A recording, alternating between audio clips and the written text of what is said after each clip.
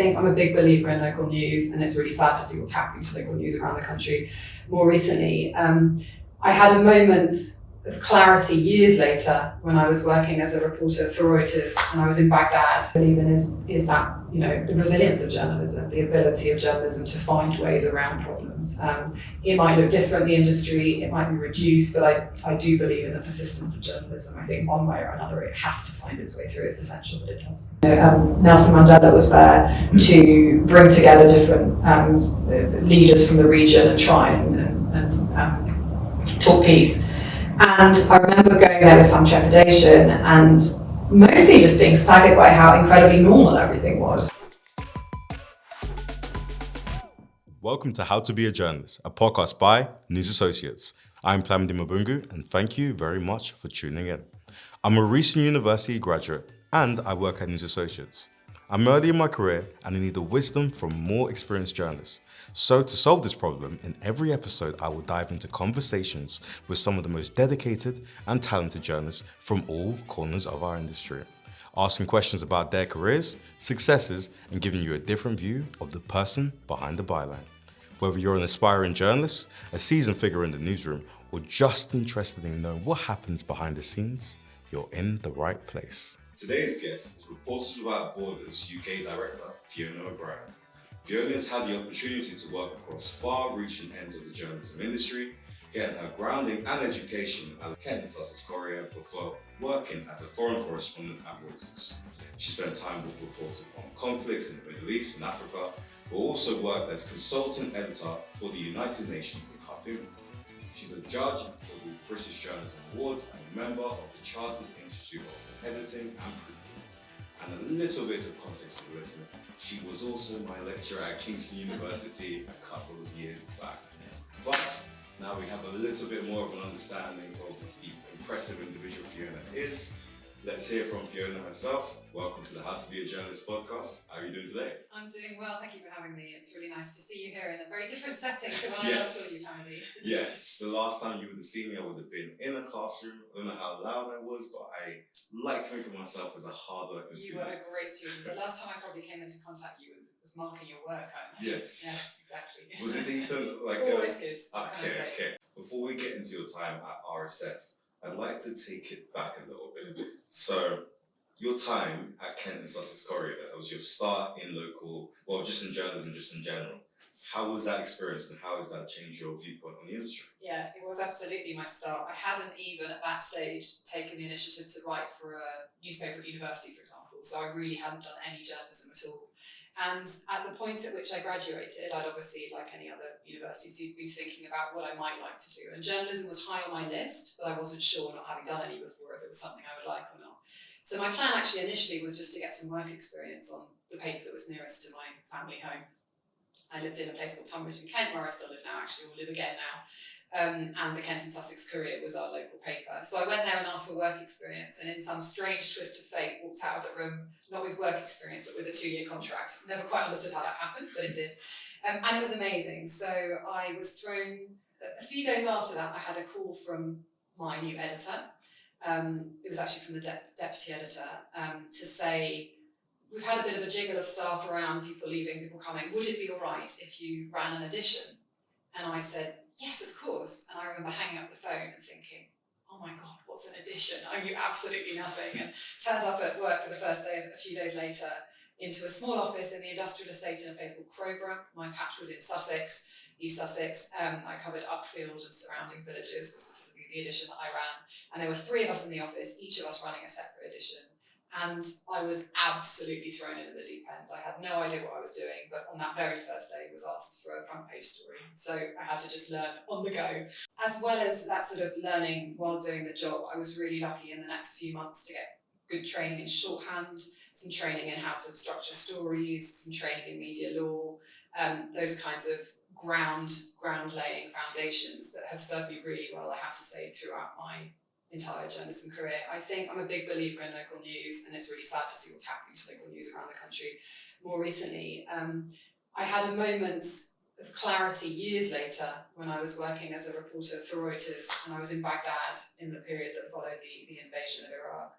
And it was a particularly difficult story. An explosion had happened various things were going on. And I remember sort of thinking about it in that moment, thinking, what do I need to do here? And just thinking, wait a minute, if you can cover parish council meetings, it is literally the same skill set. Yes, the setting is different. Yes, the stakes are higher when you're covering international news, but actually those essential elements of journalism are exactly the same, whatever type of story you're covering. And if you know how to do local news well, you can be a journalist anywhere in the world and cover any story. And I'm still absolutely a believer that that's the case. What was there a story of that period of time that you worked on, or a person that you spoke to, that has stuck with you across these years as well, that really showcased, okay, working in local news was the making of it? That's a really good question. In terms of people, there's one person who does stick with me very much from those days. It was a man called Major Graham Alt. He was a retired army officer who lived in one of the villages that I covered. And he taught me all about the importance of sources. He was just a really nice gentleman who was very well connected in the community, knew everything that was going on. And we used to talk regularly. And I used to go over to his house for a cup of tea every now and again. He used to give me homemade marmalade, I remember. And we just developed a relationship, which was really nice on a personal level. He was a really nice person, but also really useful as a journalist to understand that sources are everything, that the relationship you cultivate with sources is the key to good stories. And I think you learn that better than anywhere else on a local paper because you're part of the local community in a way that sometimes you're not when you're on national or international news. You know, you tend to dip into big stories more when you're working on the sort of, you know, international or national things. Whereas as a local reporter on a paper, you have to see those same people week in, week out. And I really learned a lesson through Major Alton and others about the quality of the relationship, that it shouldn't all be one way. I don't know if you remember me boring you when I was a lecturer, but one thing I've always taught my journalism students is not only to be in touch with sources when you need something, but just to genuinely have a good relationship with them and be in touch with them regularly as you would with any other human being. So you build those relationships that then, you know, other foundations of your stories. With what's happening in local news right now, it's obviously jobs and entire papers almost being slashed and the death of print media. For a journalist going into the industry right now, would you still say that local news is still a good place to start at? Or how would you go about it if you had to start right now? It's a really difficult question, isn't it? And just a slight segue, but with my current press freedom hat on, I'd also say that from a press freedom perspective, and from when we talk about press freedom, of course, what we're really talking about is the right of citizens to have information. And I think the slow death of local news is a tragedy for local communities. You know, the work that local reporters do in covering courts and covering local politics is essential. And I hope very much that, you know, we continue to find new models and new ways of boosting that type of reporting across the UK. In terms of where to go, I mean, yes, I think local news is still a good way to start. I think I started journalism at a time, it was the turn of the century. I got my first job in 1999, and I think at that time it was still one of the most recognisable routes into journalism. It was very possible at the time also to do courses. There were MAs around and CTJ courses and so on, and lots of people did them. But going straight into a local journalism route was also very recognisable. And of course, the other big change with local news, for those that do start in it, is it used to be the case that you would probably be sitting in an office on a high street where you were literally physically part of the local community. People could drop in or call in or, you know, speak to you directly, and that's not often now. Offices that are remote and sort of, you know, there are bigger central offices that are covering much bigger areas, and so you probably get a little bit less hands-on experience. But, you know, I spent 7 years teaching at Kingston, and through those years, many of my students still took a local news route and have done really well as a result. So it's a long-winded way of saying, yes, I think it is still a good route. I think, though, many other routes have also opened up, so it's by no means the only one. I'm not going to lie and say that journalism isn't under enormous pressure right now. It is, and AI is one of those big pressures, clearly. It is being used increasingly by the big organisations which run local newspapers in particular. And that would be something that I would consider a real threat to journalism and also to press freedom and to citizens' right to information. That said, I always come back to the fact, sort of when grappling with these ideas, if you look at the history of journalism, I think I taught you history of journalism, going back centuries. But when you look at the history of journalism, it's an industry that has had to reinvent itself so many times. The history of journalism is a history of reinvention and, you know, finding ways around obstacles, whether that was, and changes, you know, whether that was technological developments like, the development of railway networks, which suddenly opened up the possibility of taking your London-based print paper to, other parts of the UK, or whether that was to do with, the move away from fleet, all the way through the industry, there have been these big shifts. And journalism is a creative industry. And so I think I fundamentally retain faith, even with everything going on in the world right now, even with the huge attacks coming from all sides, including the new US administration on journalism. I do ultimately have faith in two things. One is that citizens are always going to need reliable information. If we believe in sort of democratic ideals, if you believe in citizens being able to participate in their communities in a free, fair way, then journalism is essential to that. And the second thing I believe in is that the resilience of journalism, the ability of journalism to find ways around problems. It might look different, the industry, it might be reduced, but I do believe in the persistence of journalism. I think one way or another it has to find its way through. It's essential that it does. My next question, I wanted to talk about your time at Reuters. So you went from working in local news and then started working as a foreign correspondent at Reuters. So how was that jump from going from a local patch to stories spanning internationally? Yeah, so I was quite lucky in the way that I joined Reuters. It was quite an unusual route, but I worked in London for Reuters first for about 18 months, always with the promise of an international post coming up. Like I joined it with the understanding that around a year later I would be moving overseas. But that gave me time to get used to Reuters and understand the way that as a news agency it did things. News agencies, for anyone listening who doesn't know, are kind of the building block of our news systems. News agencies are the ones who are everywhere in the world, covering every story and feeding into all the major news organisations So people like the BBC, say, or Channel 4, or use news agency material in a lot of their reporting. And I started quite randomly, but I started on the oil desk at Reuters, covering the very specific niche of gas, oil, diesel and heating fuel in northwest Europe. That was what I covered for 6 months, learning the ropes, which was actually ended up being really interesting. At the time I thought it was going to be very dry, but of course oil markets, it turns out, if you can understand oil markets, you're going to understand geopolitics much better. So it helped me a lot when I ended up in the Middle East and beyond. So I worked there for a bit, and then I did a kind of tour of different desks in Reuters. So I worked on the editing desk as an editor for a long time. I worked on macroeconomics. I worked on UK politics desk. So I kind of moved around and got a bit of a broad training on different things, which was really helpful. And then I took my first posting, and that was to Nairobi, which was somewhere I had very much wanted to go. I'd already travelled as a young student. I spent quite a bit of time in Uganda and East Africa, and I was very drawn to sort of go back to that region. So I was very lucky to secure a posting in Nairobi, which was still to this day the most extraordinary patch I've ever covered. We covered 15 countries from there. So you were living in Nairobi, in Kenya, but you covered, Uganda, Kenya, Tanzania, so East Africa, the Horn of Africa, so Ethiopia, Eritrea, Somalia. South Sudan, Central Africa, so Rwanda, Burundi, Congo, and then we also covered the islands. So we covered Madagascar, Mauritius, Seychelles, all the nice places. So it was Djibouti, all sorts of countries. So it was a huge patch to get my head around.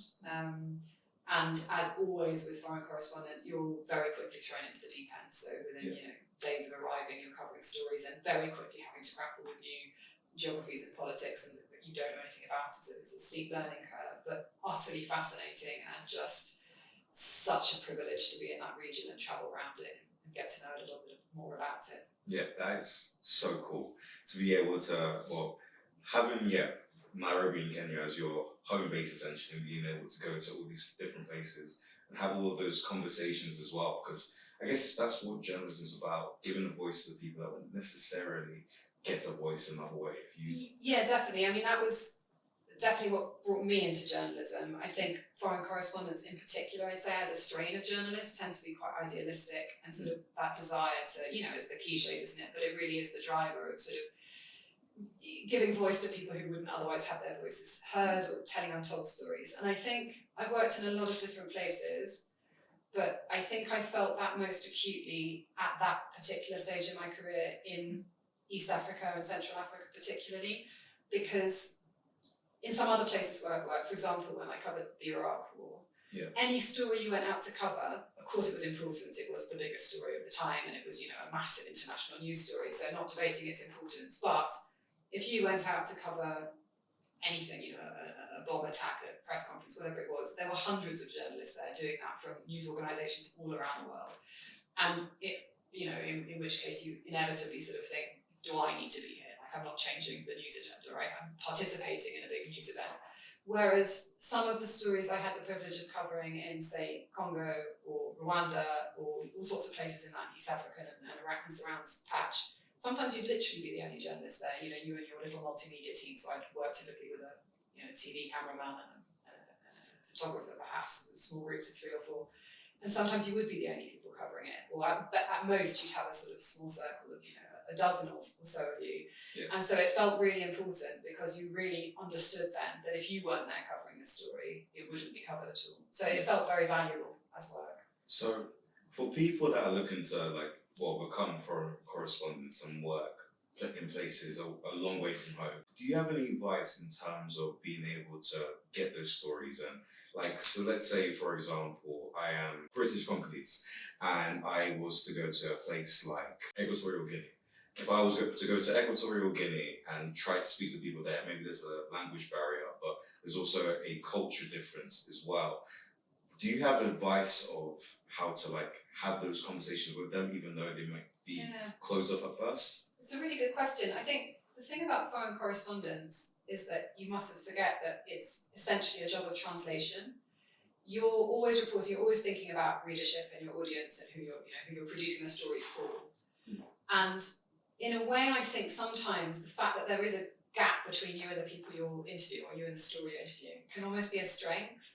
Because as long as you've got the curiosity underpinning and the genuine openness to understand properly, you know, you don't go there with preconceived ideas, you genuinely want to report on the story and find out what's happening.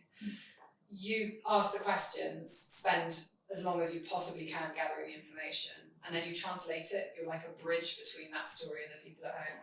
So sometimes coming at something with a little bit of distance or a lack of understanding can make you ask the right questions. Yeah. I think we see that a lot if you look at reporting of the UK, for example. Often, if you want good coverage of UK politics, I'll most often turn to the foreign press, because the UK press is so close to the stories that they sometimes miss the wood for the trees. And sometimes if you read, the New York Times account of Brexit, or, the El País from Spain, how they see things, they just have that little step back, which actually helps. So I think you can apply that. That said, there is 100% a place for both, right? So I'm also a very big believer in local reporters on the ground in these countries, in countries around the world, reporting on local issues as well. And typically, even then, I mean, things have changed a bit, the sort of tendency to have correspondents permanently based in other countries. Agencies still do it, but for newspapers, that's become less common these days.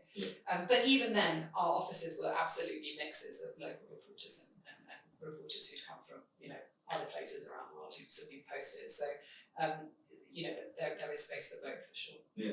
And then, a less larger sort of sounding question would be, how was it to be far away from home? Yeah, I mean, I was at a time in my life then where I didn't have any family ties myself. I didn't have children of my own. I didn't have a partner. So that meant I could be very flexible. It was exciting to be away. I loved living in Kenya, who wouldn't? And there was such a big circle of journalists, but also, diplomats and Kenyan friends. And, it was a very sort of lively social scene and lots of aid workers. And, it's a hub. Nairobi is very much a hub for that region. I think I'd chosen to be a foreign correspondent because that's what I was looking for. So for me, that side of it was absolutely a draw. Over time, as I moved to various places and kept having to pack up my house and move to another country and then another one again, and it became slightly more tiring after a while. I was happy when I moved back to London after many years. In some ways, it was nice to be based back in the UK and not to be a foreigner somewhere again, to be back in your sort of home country. But in other ways, then again, I got itchy feet and missed being on the road. So a bit of both. Mostly exciting, I think. again, it sounds a bit of a cliche, but it really did feel, even at the time, it really felt like an enormous privilege to be in that job and to be able to, live overseas at that time in my life. And the languages that you also learned as well, right? You got 5 at the moment? I mean, it depends what you call having a language. I don't know how it depends to what level. I was brought up bilingual French and English and learned German as a child and studied Arabic at university. And then I picked up bits and pieces. I would say so some of those languages, I would never have a level in which I could do an interview with the Prime Minister in it, But to speak to somebody in the street when you're doing an interview or to be able to understand conversations around you is still really beneficial. And I'd say definitely, loads of foreign correspondents do not speak other languages. It's not an essential, but it is absolutely a massive bonus, of course. And not just, like I said, it's not really just about the language that you work in, because 95% of my career, 90% I've worked in English. I mean, I've done quite a lot of journalism in French and used Arabic quite a bit, but mostly the big stuff was happening in English.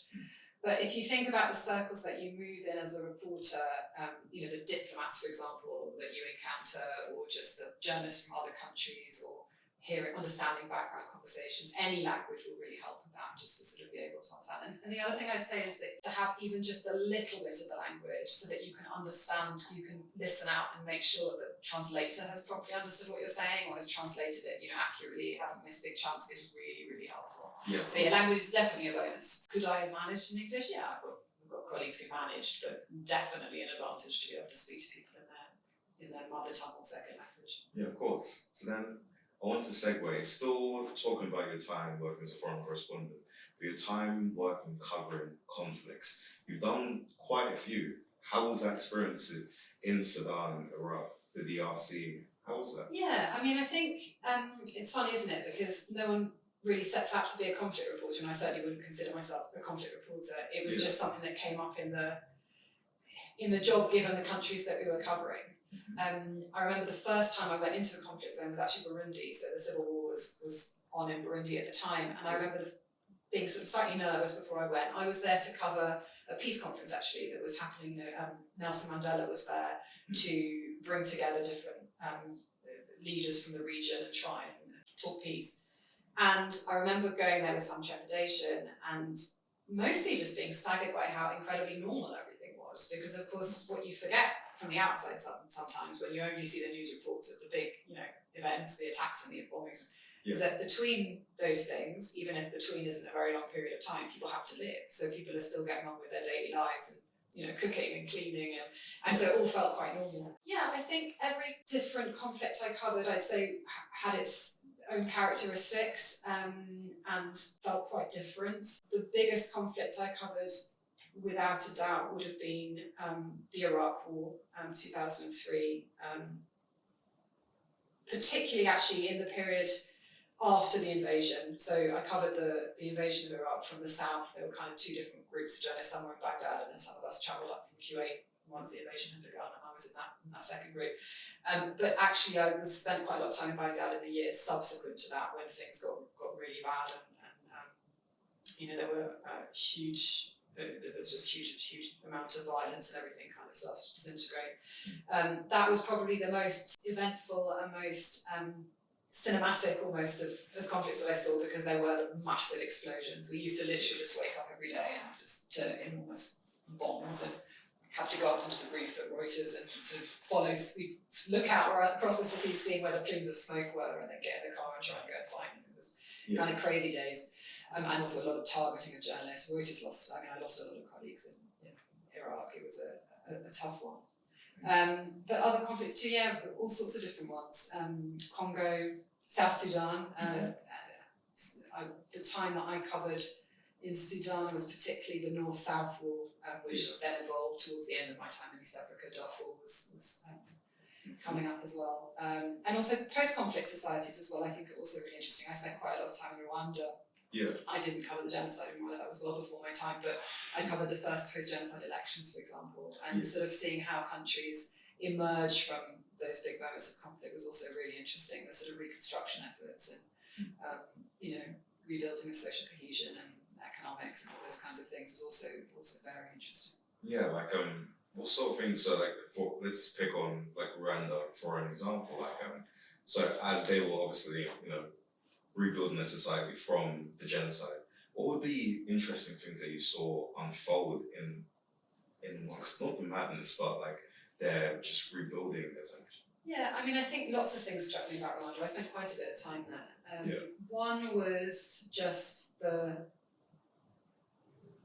there aren't really any words, are there? But the horror of the genocide. I think, to be there and spend time with people, everybody, and it's a small country, and everybody was impacted by the genocide.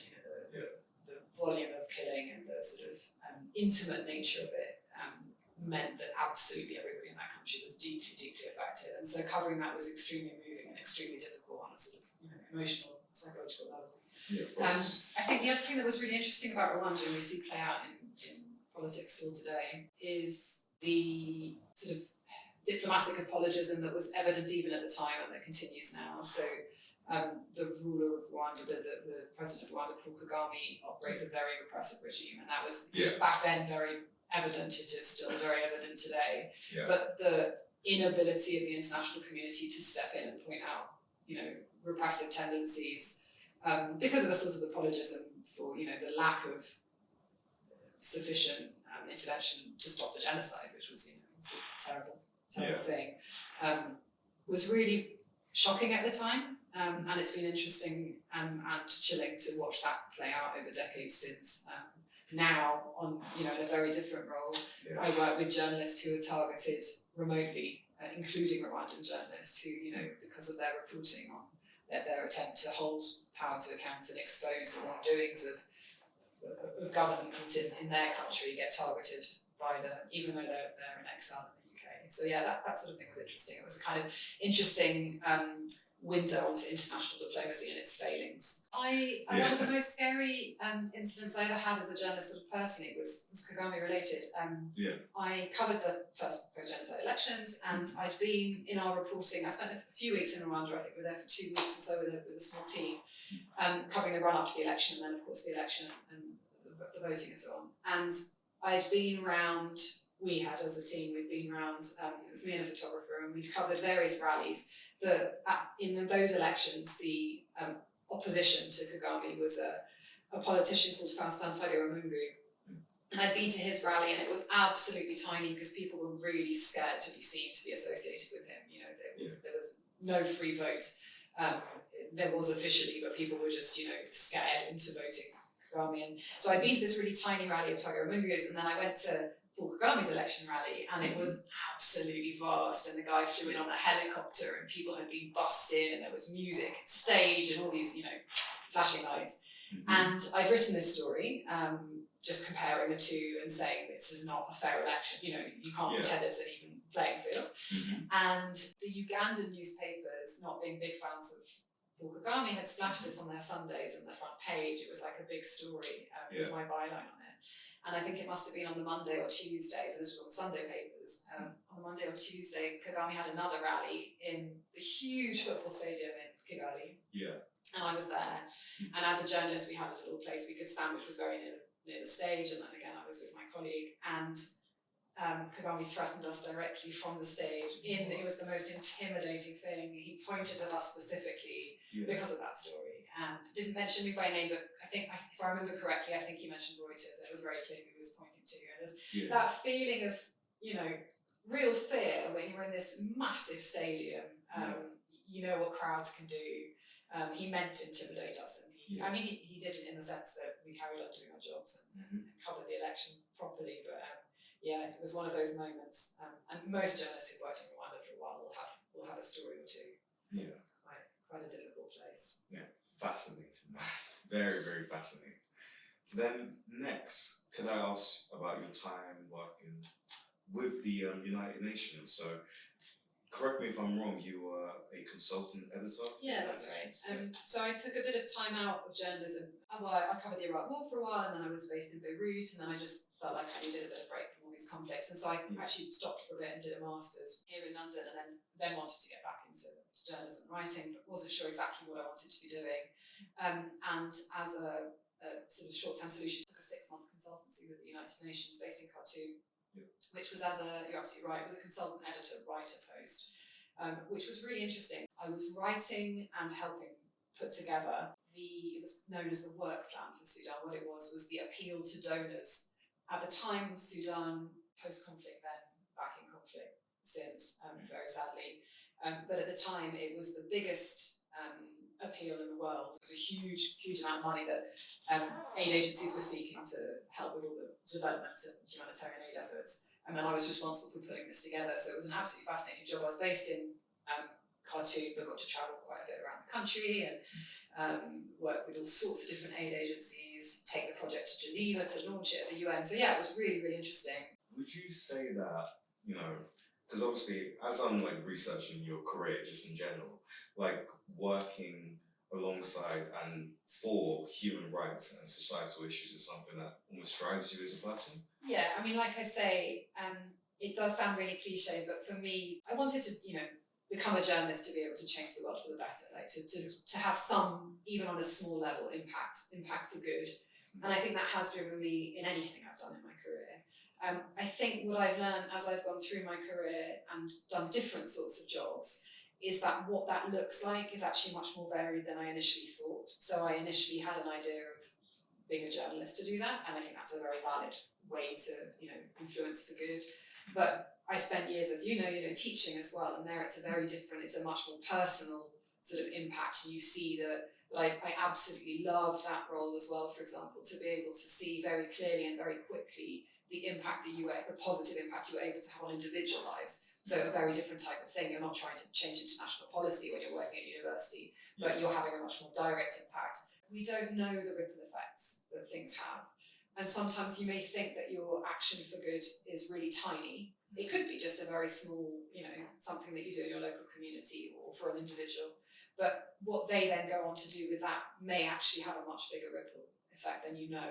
Yeah, with journalism, I think the converse can be true as well. Sometimes you have an impact, but you can't see it directly because you never know if your story is the one that changed policy or if your story was the one that, caused some kind of positive intervention. So sometimes it can feel less immediate, the impact can feel less immediate and less, harder to measure. So yeah, I think I just see the world in a slightly different way now, in the sense that I think that as long as you're trying to make the world better in whichever way, that's kind of our mission in life, really, isn't it?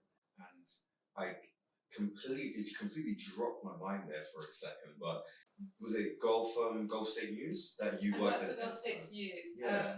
Gulf States News was, I spent 3 years there, and I'd had some time off on maternity leave just before that, and was looking for a job back in journalism. I wanted a straight journalism job, and it was an editorship. It was the first time that I was the editor. It was a small publication, but it was a bi-weekly publication, so it came out every 2 weeks and focusing on the Gulf area. So really interesting. And I'd spent some time in the Gulf, but I hadn't, apart from Iraq, I hadn't specifically covered it before.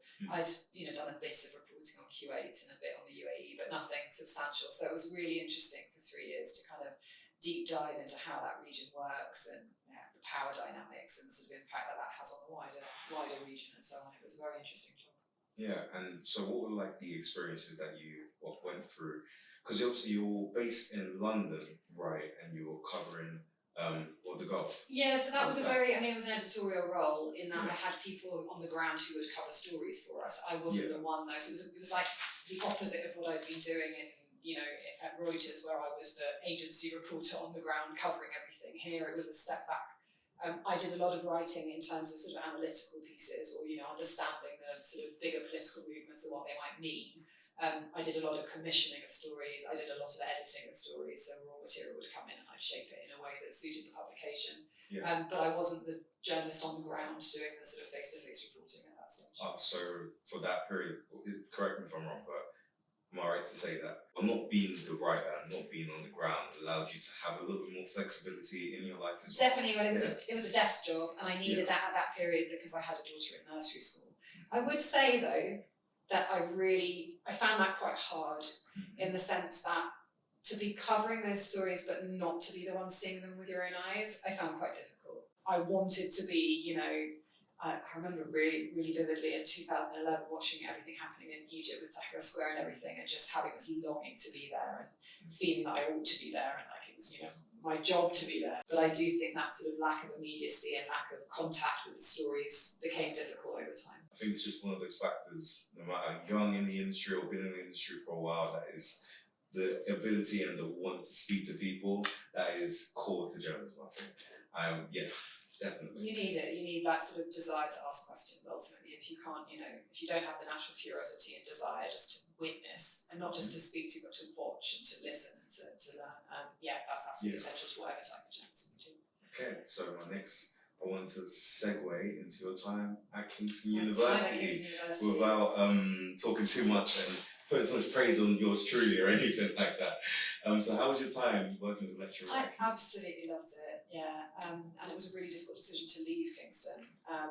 I had never taught before and I didn't know how I would feel about teaching. I thought I'd like it, which is why I applied for the job. And it was also a job that, unusually for a university job, the department at Kingston, which, as you know, is a brilliant journalism department, really values practitioners over researchers. So it didn't matter that I didn't have a PhD or I had a master's, but I didn't need to be an academic per se. The fact that I was a practicing journalist was really valuable to the department, and they liked that. And it was a difficult decision to move on. But I think after 7 years, I felt ripe for change. I definitely would happily go back into teaching again one day. I didn't leave because I wanted not to teach anymore. I really miss the students. And in fact, one of my great joys now is that quite often students pop by for coffee in my new job, or come to press conferences that I'm doing. I love all that. But I think journalism is such a fast-moving industry. I felt that I needed to get back into it for a while or do something different rather than keep teaching it. I felt, inevitably after a while you feel slightly more disconnected from the job itself, and so to be teaching it started to feel perhaps not so wise. The opportunity came up for me at Reporters Without Borders, which was an incredible opportunity and something that I felt was very, very important and gave me the possibility and also just matched my skill set in the sense that the journalism skills are extremely useful in this job, but also that background I have in UN and development and running a charity and all those sorts of things were also really useful in this. So it kind of felt like a natural move, I think, for me. So you're right to segue into Reporters Without Borders. I've been sidestepping around talking about it because I wanted to give as much time into your current role as possible. So what I have here, is just a line. Mm-hmm. Expand on Reporters Without Borders as much as you can. So I've got, at RSF, you help journalists navigate their work here in the UK and overseas. So tell me way more about that. Yeah. That is oversimplification. It's a really, really interesting organisation. So Reporters Without Borders, it stands RSF because it stands for Reporters Sans Frontières, it's a French name, is an international organisation headquartered in Paris. So our big HQ is in Paris, and then we have offices in all sorts of places. We have an office in Rio, in Taipei, in Washington, here in London, Berlin, Sweden, Spain, all sorts of places. And our mandate is, the simple answer is that we defend press freedom. Why do we defend press freedom? Because our fundamental belief is that citizens have a human right to information. If we believe in democratic values, if we believe that's something worth defending, if we believe in participatory politics, then the building block of that, there cannot be participatory politics, there cannot be democracy without a free press that is giving information that citizens can use to participate. So that kind of underpins everything we do. The work then is really wide-ranging. The thing we're probably best known for is our World Press Freedom Index, which we put out every year. So we develop a map every year and look at 180 countries around the world and rank them based on how easy it is to be a journalist in those places. Very sadly, the map is becoming more and more red, as in authoritarian and impossible to work in over time. On the defence side, so we work directly with journalists in conflict zones. So, for example, in Gaza, it's been very difficult to get work into Gaza, but we've done everything we can to get in, safety equipment, professional equipment, provide tents for female journalists to work in, all sorts of things that we can. Where possible. In Ukraine, we have a press freedom centre, which since the beginning, since the Russian invasion, we've been providing psychosocial support to journalists and safety equipment and training, all those sorts of things. So journalism in conflict. Where journalists are detained, we campaign for their release, and unfortunately many journalists are detained around the world because of their work. Where journalists are killed, we campaign for justice, so work closely with their families to make sure that those who kill journalists don't, the impunity that so often surrounds these cases, surrounds most of them, changes, that situation changes. We also work on legislation. So here in the UK, at RSF UK, I work very closely with government. I sit on the National Committee for the Safety of Journalists, so I'm involved in all sorts of discussions around journalism safety, around legislation that might impact journalists, whether that's national security legislation, online safety legislation, legislation around abusive lawsuits, a whole range of things. Yeah. We work on things like disinformation, AI, an increasing problem. The list is kind of endless, to be honest. Anything that relates to the ability of journalists to work freely, we're on it. Yeah. So in terms of the index, at the number one right now is Norway. Yeah, Norway's been at the top for ages. For what? How many years is that? I'd have to check, but the Scandinavian countries are traditionally the top few places. What do you think that they're doing that we are lacking in the UK? Yeah, it's a really good question, and it's something I've been at RSF for 2 years now, and in my first year it was one of the first questions I had, and it's something I spent a bit of time looking at, because I always think if it's easy to catalogue things that are wrong, but what should we be doing? And it's the question I get, in fairness, from government all the time. If we want to move up the index, if we want to perform better, what do we need to do? So I spent some time looking at what countries like Norway do. Some of them are things like economic structure of the industry. So just the fact in the UK we have a real concentration of ownership, which is not healthy for press freedom. Right? We just have a few big companies owning huge swathes of the press here. In Scandinavia, you typically get a more balanced portfolio of owners, which helps. I think for me, the biggest factor, so legislation, sort of a good legislative framework is another thing that they tend to have.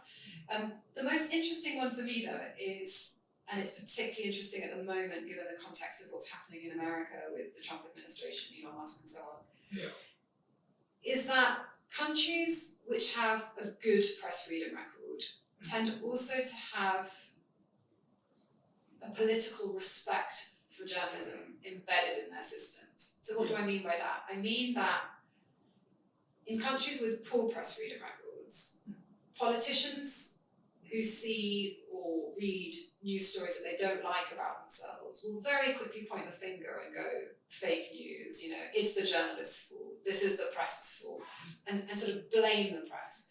In countries with a good press freedom record, where there is a fundamental understanding of the importance of the press and what the job is there for, and how vital it is that journalists hold power to account, politicians won't point the finger. They'll see it as part of a natural, a healthy part of an ecosystem which is holding them to account. And that sort of baseline atmosphere in a country is really important. First of all, as we're seeing with what's happening in the US and the sort of calls on places like Twitter for attacks on journalists. Number one, bad political rhetoric directly leads to attacks on journalists, so there's a very direct link.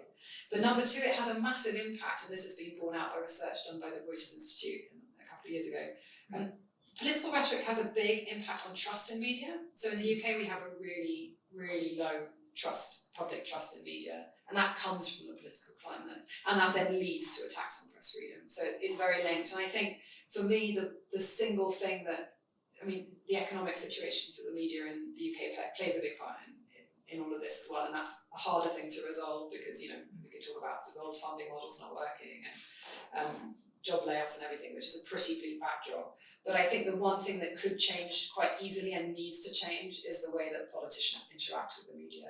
They need to understand how important media is. An ethical, responsible media, absolutely. We're not talking about poor ethical practices. We're talking about responsible journalism, but how vital that is for a healthy democracy. It's this kind of idea that's crept slowly but surely, and now actually crept is probably the wrong word, that is so omnipresent now, is that information is somehow malleable, and if you like it, it's probably true, and if you don't, then it's not, which is so dangerous. And one thing that worries me enormously is with the growth of AI and the growth of images that are falsified, but that increasingly look real and very soon will look entirely real. It's going to, even the link between seeing and believing is going to be broken. So then for citizens, for ordinary people trying to make sense of the world around them and politics and the societies they live in, where do you go? What do you hang on to? It's a real concern. Yeah. Confirmation bias is a scary, scary thing, because it's the sort of thing, because everybody's always looking to have the facts, but they always have that preconceived idea of what is correct, and they'll find something maybe a little bit unsubstantiated. That's what reaffirms their belief, I guess. Absolutely, and of course algorithms play into that enormously. So the sort of the way that the diet of information that we're fed is A, tailored to us, and B, tailored based on our interests and natural proclivities is really worrying as well. In terms of social media and like new publication, the new sites coming up like Blue Sky and Threads on the rise as well. Like, what is like RSF's like viewpoint on them coming up and almost trying to take down Elon Musk? I mean, it's really complicated because I think our RSF, we're always a very pragmatic organisation, and there's the ideological side of what we believe in and what we think the correct practices, but there's also an understanding that you have to engage with reality and who is out there and who the different people are doing things. I think in terms of Twitter/X, for me, it's always been problematic for different reasons. Yeah. For me, it has in the last few months overstepped a boundary entirely, where now it is directly causally linked to attacks on journalists because of the sort of the constant attacks on the media and the way, again, thinking of algorithms, the way that those are promoted. I think it's become a very dangerous place. So I'm not saying that it's a place I don't like, it isn't a place I like, but like is irrelevant. I think it's actually become a very dangerous place now, and I'm really pleased to see so many people leaving it. Yeah. In terms of the new social medias, I don't know. Honestly, I haven't had a huge amount of interaction with them myself. I think what we've learned from everything, from Facebook, from Twitter, from years of kind of grappling with them, is that number one, these are commercial organisations which are never going to have sort of, ideological interests at heart, and that should not be a surprise. They've been really unresponsive. So one of the main contacts I have with social media companies is to do with online abuse of journalists. A lot of which, not all of which, but a lot of which happens on social media and is really horrific and is absolutely on the rise and disproportionately targets women and people from certain minority groups, whether that's a religious minority or cultural background or all sorts of different things, sexuality and so forth. And those companies will not engage with us in responding to that, which is hugely problematic. The internet, the sort of social media space is such a sprawling space. I have to say, I find it difficult to understand how the new, the new joiners, the Blue Skies and so forth, are ultimately going to have a different trajectory. I don't know how that's going to work. On a very personal level, I'm really tired of social media, and I don't think it's made the world a better place, and I really wish it didn't exist.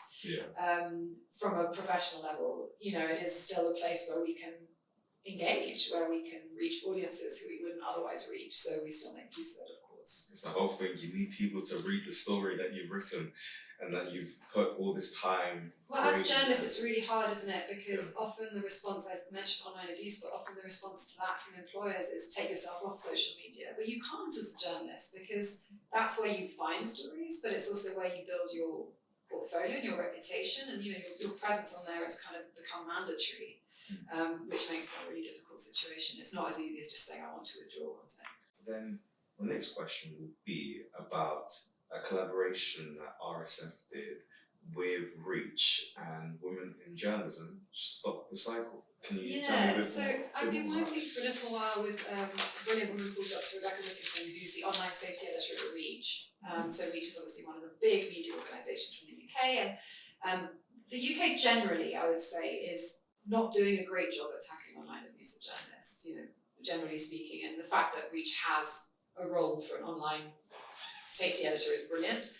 If you look at equivalent US organisations, though, there would be a big team working on this kind of stuff. So we're number one, very far behind. But she and I got talking over a period of time about the type of abuse that her journalists at Reach are facing. I see the same when I interact with other newsrooms, so it's not a Reach problem, it's a much, much broader problem.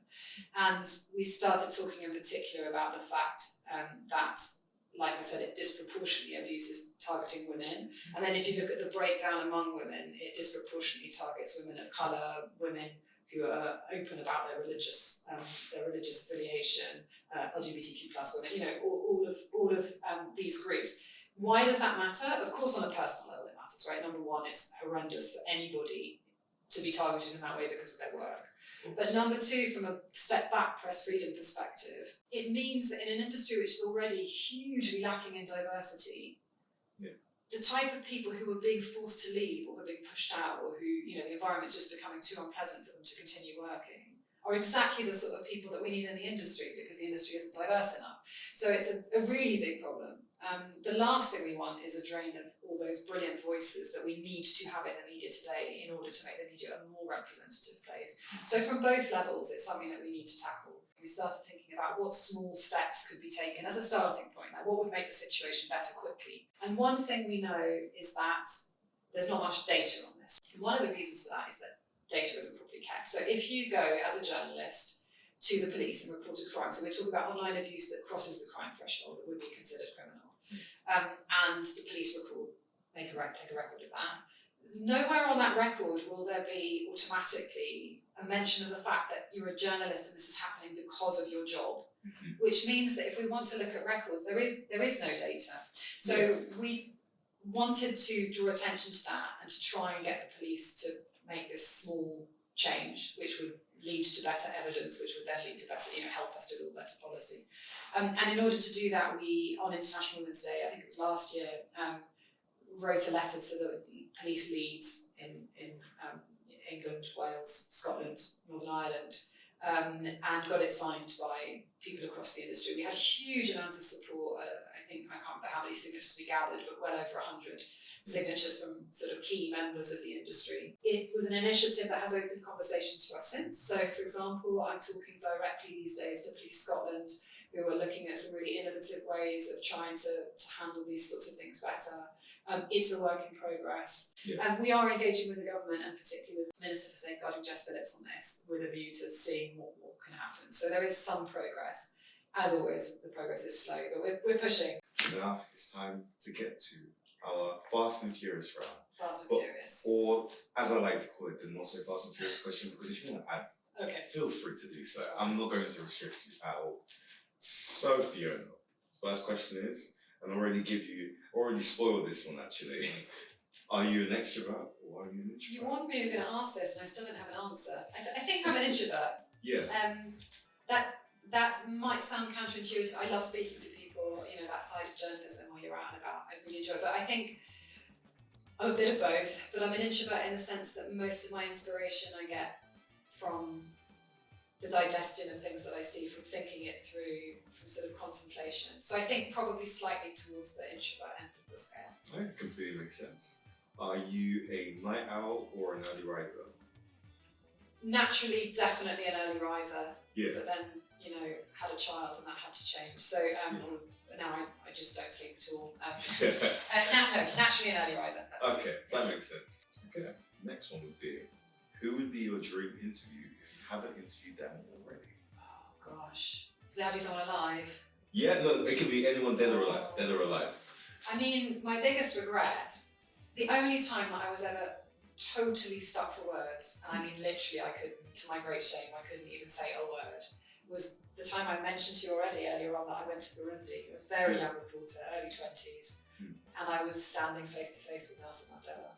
Yeah. And I mean, I've never met anyone greater in my life. Obviously, I use the word met in a loosest sense because he wouldn't have no idea who I was, or I couldn't say anything. I just stood there, frozen to the spot. I'd love to go back in time and actually talk to him properly. And I don't usually get starstruck. Like, I interviewed plenty of politicians, but he's someone on another level. And it was extraordinary. Okay, so then imagine after this podcast recording, you are leaving Twickenham and you're going to interview Nelson Mandela. Oh, yes. Okay, on that journey over, the commute over, or the drive over, how are you going to get yourself in the mindset of interviewing? Are you going to listen to music? Are you going to put on a podcast? Or what would you do? I'd love to tell you that I'd be really zen and listen to some music and get myself in the zone, but the truth is I will be furiously Googling because I'll keep thinking of things that I should have researched and I haven't yet, and I'll be madly looking up facts and figures and trying to inform myself as much as possible before I actually have to do the interview. So then, well, the next question would be, okay, the interview with Nelson Mandela has gone amazing. He is a big fan of you. And he's like, okay, is it okay if I say for some food? What would you cook him? Which is completely left field question. I'm cooking Yeah. Lebanese food because it's the Lebanese best food. in the world. Okay. What in particular? And I'm just gonna bear in mind, see if I can make it myself.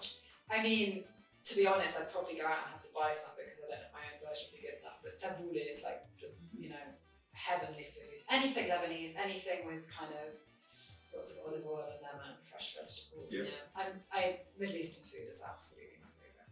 And my next question is actually a music one. What's the best concert that you've ever been to? Oh, okay. So, can I give two? Yeah, of course.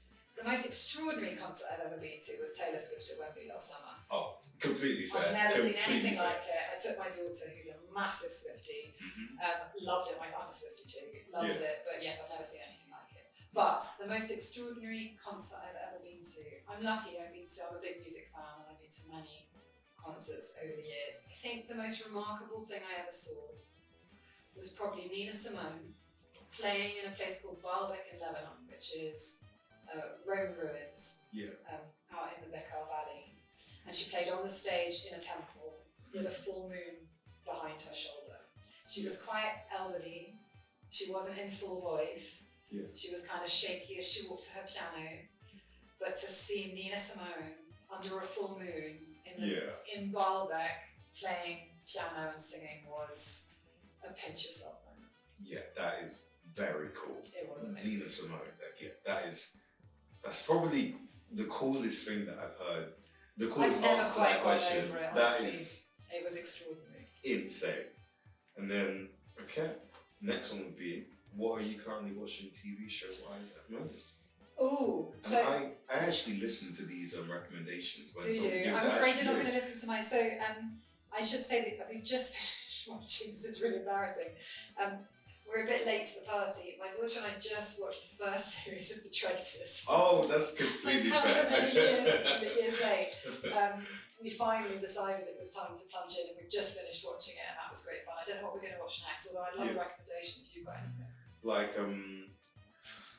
So obviously the last episode that I recorded, which I won't give a time because that would just make things difficult for me in the edit. But I was actually recommended Traitors. That was the last show that I was actually recommended. Have you seen it? I've only seen season 3. Okay. I'm going to go back and I mean, watch season 2 and 1. I think they're all probably quite similar. It's fun if you've seen one, I'm not sure. Yeah. Well, our logic for watching the first one was that we didn't want to watch the current one because there were too many spoilers around, and her friends were so far ahead in the series that we knew one of them would end up telling her. Oh, okay. So we thought if we go back to the first, it'll be unblemished and no one's talking about it anymore, so we can watch without having any spoilers for ourselves. That was our logic. But yeah, we're also watching reruns of Outnumbered. That's fun. Yeah, that's always good fun. And then next one would be favorite holiday destination. So I'm so lucky. I've travelled a lot in my career, and being based in places like Kenya, as you can imagine, you get to have holidays in some pretty special places. But I'm actually going to say that my favourite place to spend a relaxing week or two is Corfu. Oh, okay. I absolutely love the sea there, the sun, just the ease of, just a couple of weeks reading books and swimming in the most beautiful turquoise sea. I think that's what Corfu is where my heart is a lot of the time. Completely fair. Favorite movie? Favorite movie? Mamma Mia. Oh, okay. Don't ask me to choose between number 1 and number 2. Yeah. I see them as a whole. As a whole. Absolutely love them. Yeah, of course. Completely fair. Any books you're currently reading at the moment? So I just started today, so I've only just right at the beginning of it. I've just started The Song of Achilles, Madeline Miller, and I just finished The Woman in Black.